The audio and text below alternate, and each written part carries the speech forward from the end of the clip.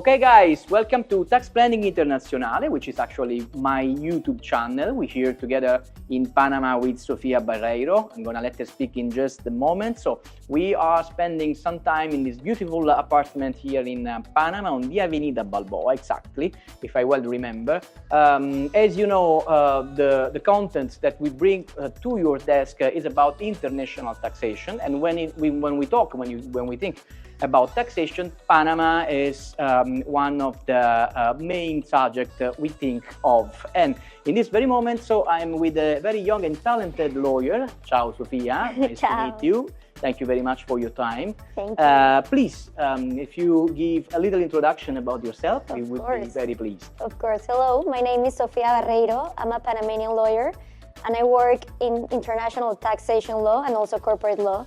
I met Luca through a mutual friend, and we are right here, right now, talking about taxes and talking a little bit about Panama and Italian residencies here in Panama and the process of it all.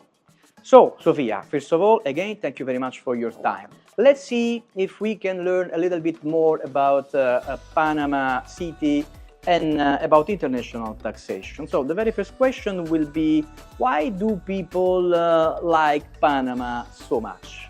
Well, I think when people think about Panama, or the first thing that comes in mind about Panama, it's three main things: the climate, the commodity, and the low income or low cost of kind of living.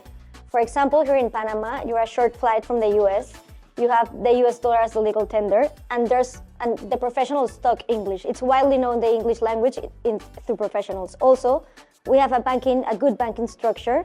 And for the Italians, we have a treaty, the 1966 treaty with Panama, in which you can get a fast-track kind of visa, and we also have the double taxation treaty with Italy. So there's a lot of things that make people fall in love with Panama. And also we have the both coasts, the Caribbean and the Pacific coast. So we have like everything about it. We have a city, we have the beach, we have the mountains, we have everything that any person will want to have in their country.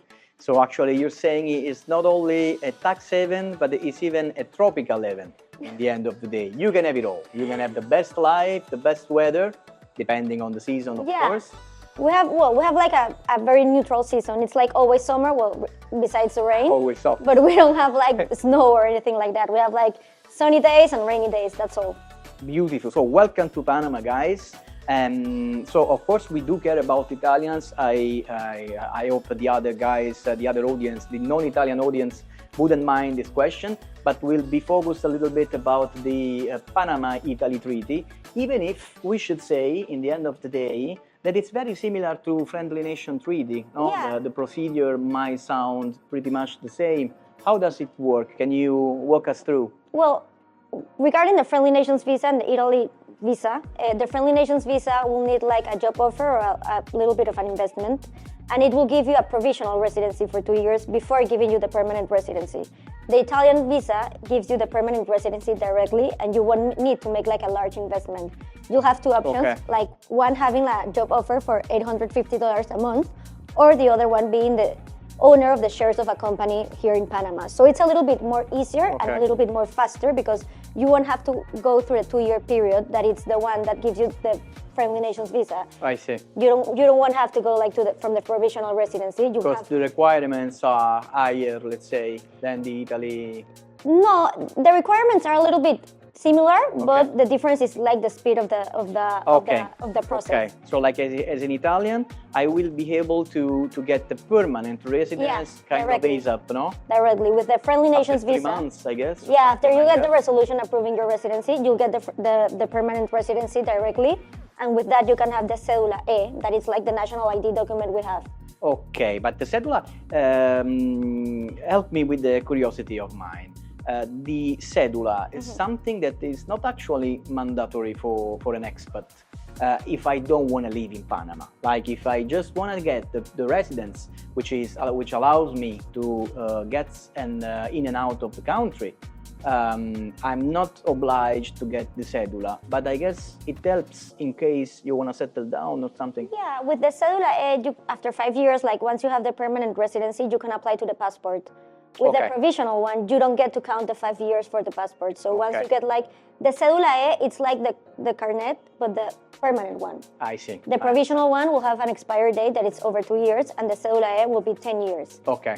So it's like, it's a commodity you have once you get the permanent residency. It's the ID you have. It's an ID card. Yeah, you won't have like the migration ID. The same as you have in Panama. Yeah, it's the same, but it will say E, and the number of the person, and the number they assigned, for example. E-cédula. Okay. E-cédula. So it's like the national ID documentation. And with this, I can apply for a driving license. Yeah. Well, you can apply also with the provisional one, but this one is the permanent one. So like once you have the permanent residency, like you can apply later for the passport and all of these kind of things. So it's an advantage, and actually, there's like only 1 or 2 other visas here in Panama that allows you to have the permanent residency directly, and you don't have to wait for the provisional 2 years. The other one, it's a red carpet visa. That is one like you have to make a big investment, over $500,000 in property. $300,000 in property, in fixed deposit. But the law is changing, and they want to make it a little bit higher, $500,000 in property or $750,000 in fixed deposit. So the visa, the Italian visa, it may be called a red carpet visa because it gives you the direct permanent residency, but it also is a fast-track visa. You don't have to wait for this 2 years period time. But anyway, so guys, keep this in mind. You might want to get e-cédula. Yeah. Anyway, anytime. It's a permanent documentation. I don't see why you won't want to get the cédula. Like it's the last ID you get once you get the resolution of your permanent residency approved. I understand. So let's say I enter the country, I apply for the permit. Let's say it's an Italian. I'm going for the permanent residence as per the treaty. Then I go to the immigration and I do whatever. But in this case, of course, guys, we need a lawyer. You know, it's not something that you can do by yourself. So I know more of you, many of you are very much interested in details. But trust me, it's not something that you can do by yourself. No, you'll need a lawyer who presents the documentation. You'll need to present, as I said, like you have a job offer for $850 or the shareholder of a company here in Panama. So all of these kind of things, you need to do it by a lawyer. You also have to prove your economic solvency, but this is a little bit easier one. It's by a certain bank statement or an account statement that certifies that you have an account with 4 digits. So it's easier than the Friendly Nations visa or the red carpet visa, but you still need a lawyer to do it. You cannot do it by yourself. You need to give a power of attorney to a lawyer. The lawyer needs to present the documentation. So you have to do this all by the hand of a lawyer, and you'll have to prove your citizenship. Like you have to come to bring your entire full passport of Italy so you can apply to this kind of visa. Super. So not self-made in Panama, no, guys. There's nothing self-made. It's very, no, but not all over the world in the end of the day. Any visas, unless you go for company formation, so maybe that's something that is kind of easy to access in some other jurisdictions, not in Panama. But speaking of which, so you mentioned that requirements may vary from time to time. No, you told me that the red carpet visa is something new, something is changing in the law. So how often the procedures changes, how hard it is to stay behind all of this? Well, the red carpet visa, it's a new kind of visa, and it was made, the bill was made to attract investors to Panama. Well, like in 2024? 2000, a little bit before. But it's very new. It's very new. Like COVID time. It's actually, you don't apply through, well, you apply through migration services, but through a specific migration service because they treat the people who apply to this kind of visa as big investors because of the numbers. They have been changing the numbers and keeping it in 300,000 and that kind of numbers because we haven't like got the full people to apply from it. So if you put $500,000 in for the process, there's not going to be an investor to come here. So we've been like changing a little bit the law to keep it low, but it won't stay that same number for all the time. I understand. The Friendly Nations visa was most likely like the Italian visa before it changed. It was changed, I don't know the exact date, but when I started working with the visas in 2021, 2022, it already changed. So right now you have to prove that you have an investment or a job offer. Okay. But the Italian visa, I guess it never changed. No, it never changed. Since 1966. Yeah, it's been the same. It's a record. It's a same kind of process. Like actually, it's the only one that has like so little requirements to apply and gives you the permanent residency without having to make a big investment. So you like Italians over everybody else. We have a treaty from 1966. But I guess there's no other treaty such as the one with the Italians. No, so we had I think the it's friendly nations that had over 50 countries, but now the requirements change. And it's a little bit like with investment or job offer. I understand. Or you can apply I consider myself to be very lucky in this moment. The Italians are very lucky. We don't have Yeah. any kind of visa with this fast-track visa or with this large investment. One more reason to move to Panama, or at least to consider Panama as a B plan, which leads me to my other question, which is, of course, I'm Italian, but it doesn't matter. Which kind of, let's say, targets, but do you work with? Like, because I know Panama to be a very business-friendly environment. So I guess entrepreneurs from all over the world. Yeah, I think we have everything over here. Like last time Forbes even listed Panama as the top worldwide location for retirees. So we have like remote Many job workers. retirees. Yeah, we have also a pensionado visa that is for the retirees. Okay. So we have like everything like to accommodate the people who want to come to Wonderful. Panama. Wonderful. It's wonderful. Actually, it's wonderful. And the migration services, it's a friendly process. How it works, the migration office? Is in a friendly environment, the office itself? Well, it's Because not- I see it as a girone dell'inferno, we say in Italy.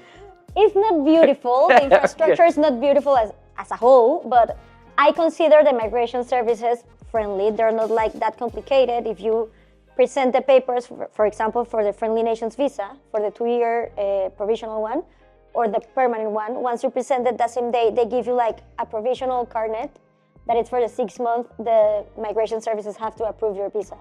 But it's all in the same day. And then once they approve your visa, you have the resolution approving your visa, you notify yourself, and you take the picture with the 2-year provisional residency regarding the Friendly Nations visa or the permanent one regarding the Italian or the red carpet visa. But again, do it with the lawyers. No, you cannot, you can take the picture Because without the lawyer. these guys can go crazy, eh?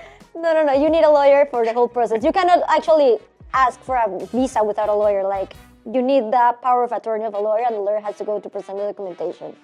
In this sense, what do people usually take wrong about Panama? No? Because thinking about, they think it's easy, they can do whatever they want, but generally speaking, there are a lot of misconceptions about Panama. There's a lot of misconceptions. I think one of them is like we're an underdeveloped country.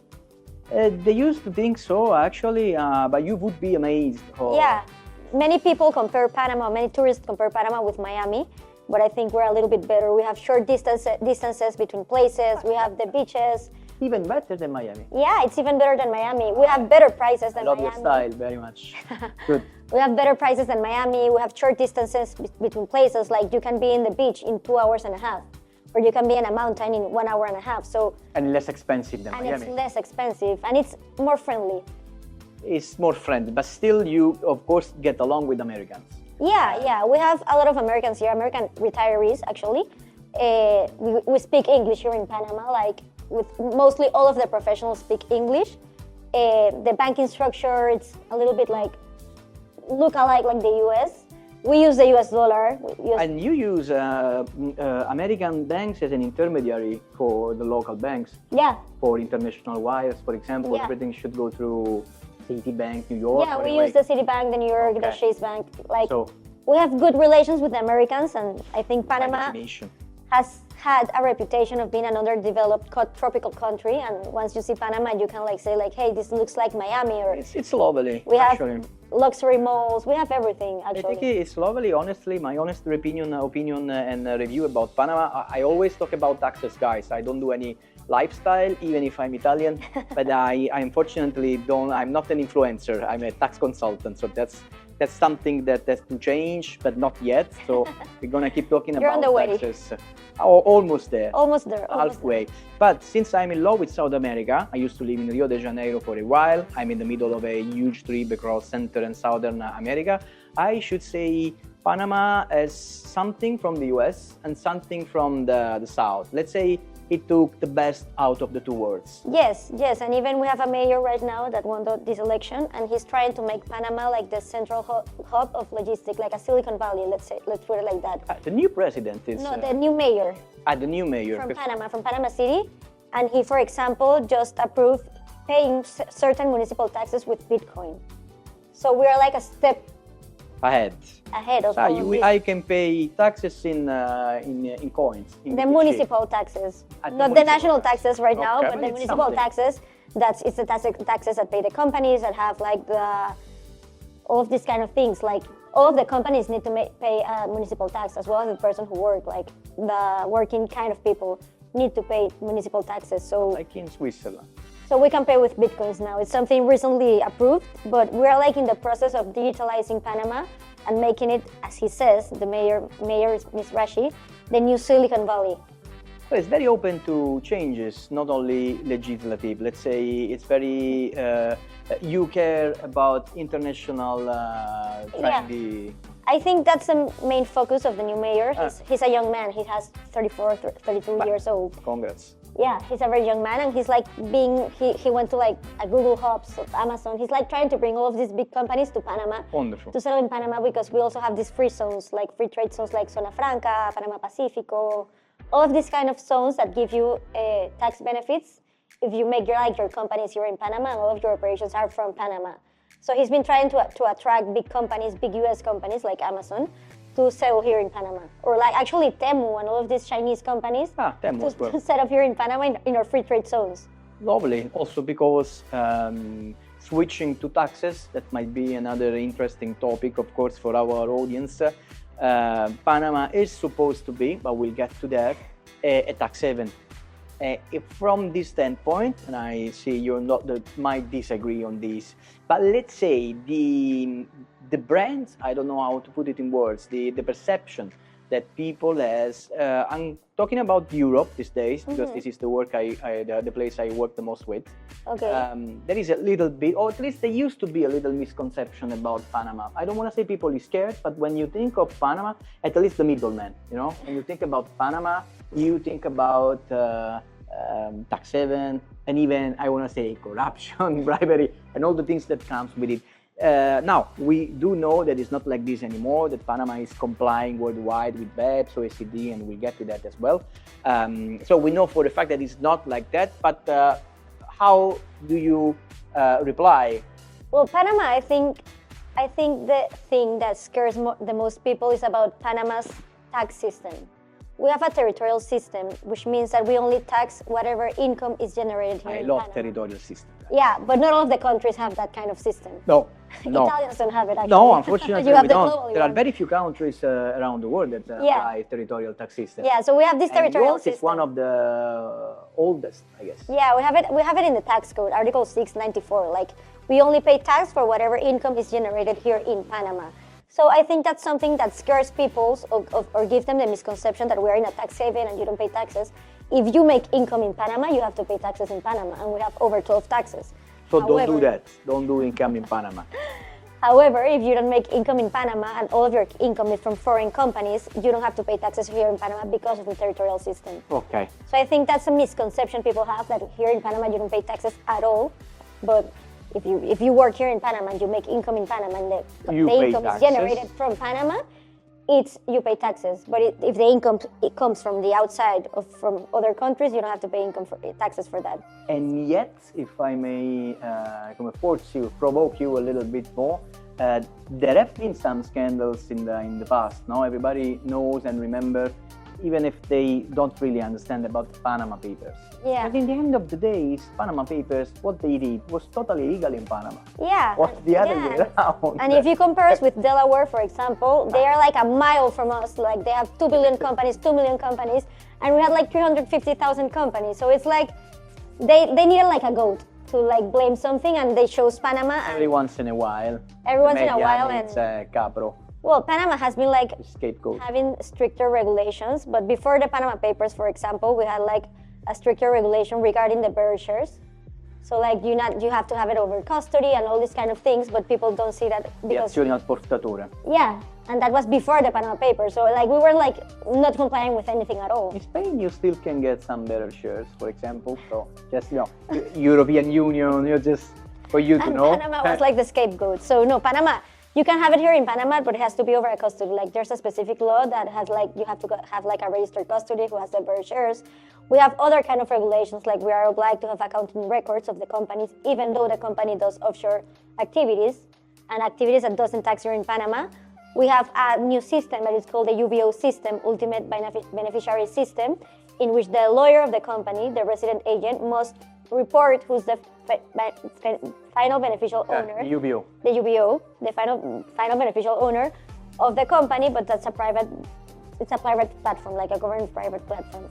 I understand. So we can even let the guys know that territorial taxation or anyway special tax regime, if not harmful, of course, are enforced in a country when the country, let's say, don't get me wrong, doesn't have much. You know, Panama is a little country in the middle of the Americas. Yeah. And when we talk, for example, about islands, let's think about Malta, let's think about Cyprus, let's think about Canary Island, BVI. So when in the end of the day, the GDP is made of tourism, let's say, you can come up with something related to financial and tax services. So that's why they are allowed as a country, because they don't move billions in GDP made of this. But anyway, just to give the people a justification, because somebody may ask why some countries specifically try to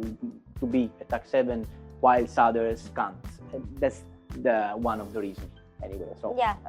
And it's even a way to attract resources, and then things may change. We have a lot of like tax benefits. We have it's not a lot. Some special tax regime as well. Yeah, for certain, like for example, the special areas like Panama Pacifico, that it's an area like if you register your company over there, you have to comply with certain activities, but like you have like you're free of income tax, for example. La zona di Colón. La zona de Colón, that's la zona libre de Colón, Panama Pacifico, Empresas SEM, like we have a lot of tax-free. So even if you make income in Panama, you won't. Yeah, but you have like to get a specific resolution for that. Like you have to apply, but there's a lot of certain places that give you like tax benefits even though you make income here in Panama. It makes sense, but that's more for physical companies, for example, dealing with the canal operation, I guess. Yeah, like import, export. Yeah, well, there's like in Panama Pacifico, it's the one I work the most. It's like actually having a call center here from Panama. Like it's as listed activities. I can send you the article so you can see it, and you can discuss it in the other video, and you can call me if you want. I will. You can call me and we can explore this. But you have to have certain activities permitted so you can get the resolution, and with this resolution you have these tax benefits. And actually, with Panama Pacifico, there's an exemption of IVA. You don't get to pay VAT with Panama Pacifico. Mm-hmm. Okay, because you have a kind of IVA. I don't know the Spanish word for IVA for VAT. ITBMS. Es como el 7%. It's a 7%, yeah. Okay. It's not a lot. Fair enough. In Europe, guys, we do get to pay up to 29% in VAT. So that's why we consider Panama to be a tax haven. Okay, I understand. Well, Panama has very friendly taxes. Like the company tax is 25%. Flat on the income of the companies arising from Panama. Makes totally sense. So, which leads me to the next question. How easy or hard it is for a foreigner to set up a company and a bank account? Because without bank account, with nothing, we cannot work. Well, a company, it's the lawyer area. It's like once the lawyer gets all of the information from the one more thing that you can't do without a lawyer in Panama. Another thing you cannot do without a lawyer is starting up a company. Whatever kind of company you want to make, you cannot make it without a lawyer. It takes, once we submit the documentation to the Registro Público or the public registry, where you submit the documents for the formation of a company, it can take up to 3 to 5 business days to be set up and to be completed and to have the number of the company, everything that it has. However, the banking process, it's a little bit difficult, let's put it like that, because it depends on the banking institution. Like, it may take a month and a half, 2 months, but they shall ask, like, they will have their own compliance officer that will ask you, like, proof of income, like, anything. They need to know that, like, you're a legit person and you're not, like, trying to do illegal activity. So, AML, KYC. Yeah, KYC, like, the lawyers may ask the same thing, like, we have, like, a KYC form that the client must fill, so we know that who are we dealing with. But once we have that, like, approved, we can, like, submit the documentation. That KYC is private, by the way, And once you submit the documentation, like it's the Pacto Social, actually, the Articles of Incorporation, you can get it approved by the public registry like in 2, 3, 5 days tops in business days.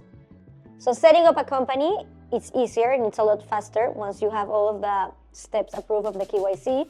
But the banking account, it depends first on the bank and the compliance officer they have. So it's not as easy as one may think. Yeah, it's not as easy like I'll go with my shares of the company and like let's set up this today. No, like you have used to be easier back in the 80s, in the 90s. Well, used I to be. wasn't working at that time. So. Me neither, unfortunately. I wasn't a lawyer. I'm gonna say unfortunately, me neither. so I don't know about that. But now there are a lot more of regulations and laws to respect in place. Yeah, they'll have their own compliance officer and they may ask whatever they seem necessary for them to like give you the final check to open you the bank account. Okay. And one of the things they most likely will ask is the share certificates to know who are the final beneficial owners of the company. I understand, and rumor is that some of these banks are even crypto friendly. They accept crypto. Some of them. Like, well, I think with the new acceptance of the, if I'm not wrong actually, there's a bank that's working with the municipio. They want to pay taxes in crypto. But not all of the banks here in Panama. No, crypto, actually, there isn't a bill here in Panama that approves the cryptocurrency like activity. But with this new acceptance of the municipio of Panama of paying taxes with the crypto, there should be a bank that accepts the cryptocurrencies or where you deposit the What's cryptocurrency. the point? So we'll have to see. I don't know when it will start in effect, but it was like a big news when like they signed the documentation that says approving like you can pay now municipal taxes in cryptocurrency. How many banks in Panama? A lot. I need you that. I owe you that information a lot. Okay, let's go back to taxes for a while. Is it true that Panama, so it's not a tax haven, not anymore at least, only in the eye of some people in Europe, but generally speaking, it's not a tax haven at all. So Panama does comply with international standards, OECD, and so on and so forth. Does comply with banking system internationally worldwide. We have the standard report system. You belong to the CRS, so you do exchange information. Yeah, like we're not a tax haven. Hey, guys, don't come to Panama. We have the standard report system. Okay, but still there is, let's say, a bit more privacy than in some other banks all over the world. But of course, you still have to comply, and if somebody wants to get your information, they will somehow.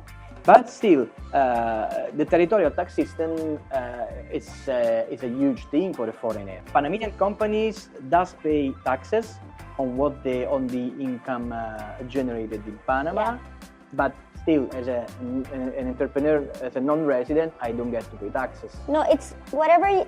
We have like a specific redactation, I don't know if that's a word, in the tax code that says whatever se consume, perfecciona o surte efectos en el exterior won't pay taxes here in Panama. So whatever you make that it will be done in a foreign country, you won't have to pay taxes here in Panama.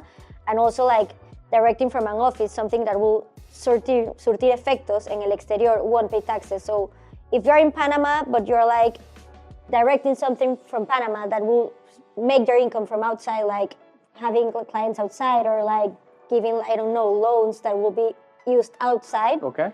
You won't have to pay taxes for that interest. Let's put it like that. Okay.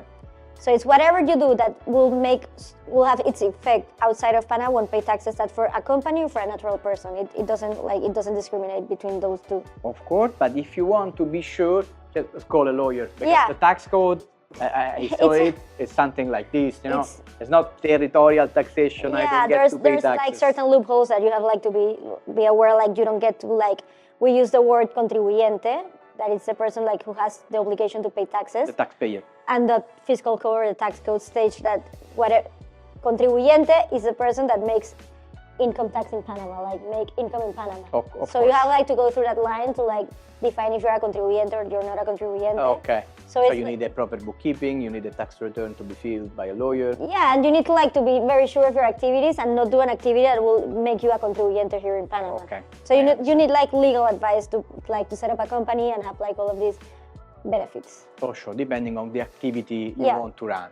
But let's say, to cut it down, that Panama is tax friendly because in the end of the day, this is visa friendly, because probably it's one of the easiest, though we have requirements to be met, but still in America, I guess it's the most accessible. I don't want to say the easiest, but the most accessible. Well, that's nice to hear. And is even crypto friendly. So well, I think what do you want more, guys, from life? I think we're in a good path regarding crypto. We don't have a bill right now that approves the use of crypto activities. In a way. But I think it's being discussed in the legislative, like the department. So we are in a good path. We have a mayor who's like pushing for that kind of activities, or to be authorized here in Panama. We can pay certain taxes with cryptocurrencies. And we do have taxes for the Panamanians who make income here in Panama. It's not a tax haven like you don't pay any tax. And I think there's a lot to be done regarding the misconception people has of Panama. Let's work on this together. Yeah, like we are not an underdeveloped country. We're not like a tax haven country where you don't pay taxes. We have certain taxes benefits, but we're a serious country. They are indeed, guys. So please come see for yourself. Thank you for watching us. Of course, do not forget to subscribe and press like and on my YouTube channel, Tax Planning Internazionale. Sofia, thank you again very much for your time. It was enlightening having this conversation with you. Thank you for inviting me. I'll be back again, and all the very best from my side. Thank you. Come to Panama, guys. Come to Panama.